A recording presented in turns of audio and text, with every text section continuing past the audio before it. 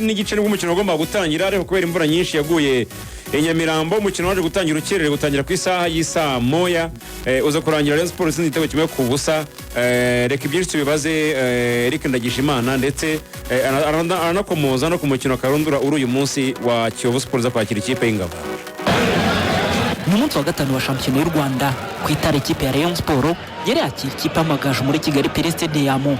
Inyuma yaho aya makipe yombi ku munsi wa kane yari yitwaye bitandukanye. Rayon Sports yari yatsinze ikipe ya Rutsiro ibitego 3-1 mu gihe Amagaju yo yari yatsinzwe n'ikipe ya Police Football Club igitego kimwe ku busa. Barundi munsi kuri Feruza Haruna ukwerekana ko yari ukwiye gufasha ikipe ya Rayon Sports, ariko kandi warundi mukino Amagaju adafite umutoza wayo mukuru niyo Ngabo Amarisi. Umukino wagombaga gutangira ku isaha y'isa 12:30 ariko utangira ku isaha y'isa moya kubera imvura nyinshi yagwaga mu kibuga.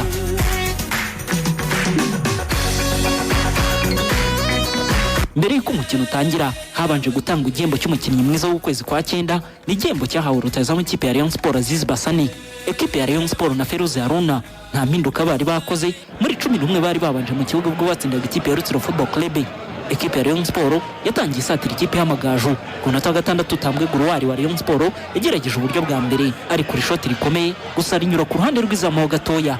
Rayon Sports yahereye aho ngaho ubundi yihara umupira ari nako ibona uburyo binyuze mu mupira y'imiterekano ariko ntibayibyaza umusaruro. Ku munota wa 25 myugaro w'Amagaju Rwema Amza yeretswe ikarita y'umutuku ku ikosa yari akoreye Aziz Basani ndetse hanatangwa kufra itaragize ikitanga. Ku minota 32 Amagaju yabonye uburyo bwayo bwa mbere bwashoboraga kugira icyo butanga muri uyu mukino. Ku mupira Daniel Uwizeyimana yahinduye maze Desire Iradukunda agiye kukozaho ukuguru uramucika. Hari naho umusore Prince yarasa uburyo buremereye ku mupira yabonye imbere y'izamu gusa ari ku ishoti runyura hepfo ho gato y'izamu. Mbere y'uko igice cya mbere kirangira Nshimiyimana Emmanuel bakunda kwita Kabange yari ku ishoti remereye cyane ariko umunyezamu ikipe y'Amagaju aratabara. Igice cya kabiri cyatangiranye imbaraga nyinshi ku ruhande rw'ikipe ya Rayon Sports. Ku minota 49 Rayon Sports yafunguye amazamu ku mupira watakajwe na myugaro w'Amagaju Matomona ufatwa na Himana Yves ahita ari kuri shoti riruhukira mu ncundura z'Amagaju.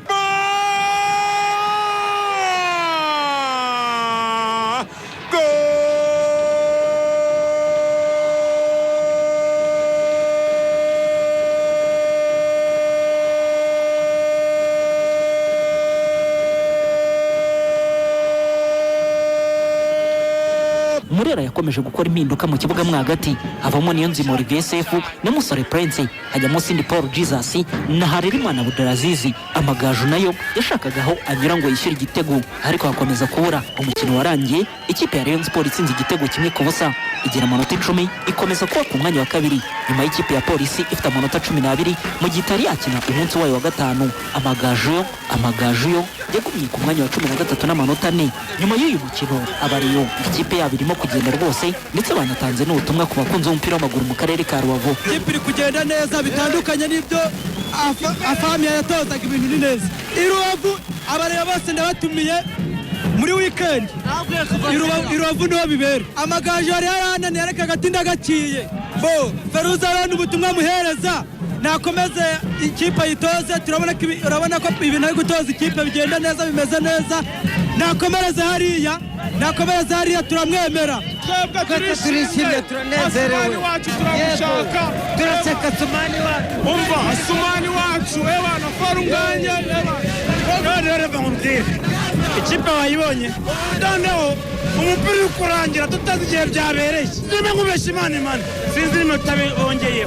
Umutoza wa Rayon Sports Feruza Haruna ngo hari ibyo amaze kubona ndetse yanagarutse no kuri baratazo n'ikipe ya Rayon Sports bagomba kugaruka mu kibuga mu mutwe bakidegevya bakamenya yuko bagomba gutsinda kubera bakinira ekipe nkuru.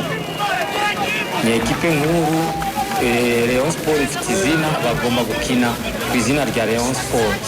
Nta mukino woroshye ari ekipe ikina 10 igatsinda ekipe iri 11. Ivyo by'abafana n'abafana bavuze ko ari abafana muri mu mukino mu kibuga n'ibindi bintu bivana n'umuganga. Jewe ubu yatangiye we na Sumani nyene batangiye gukora ku mupira kubera imitoreze ndimo gukora ndabashinga nk'aba pivot badakora contact n'abandi ariko bagakora ku mupira.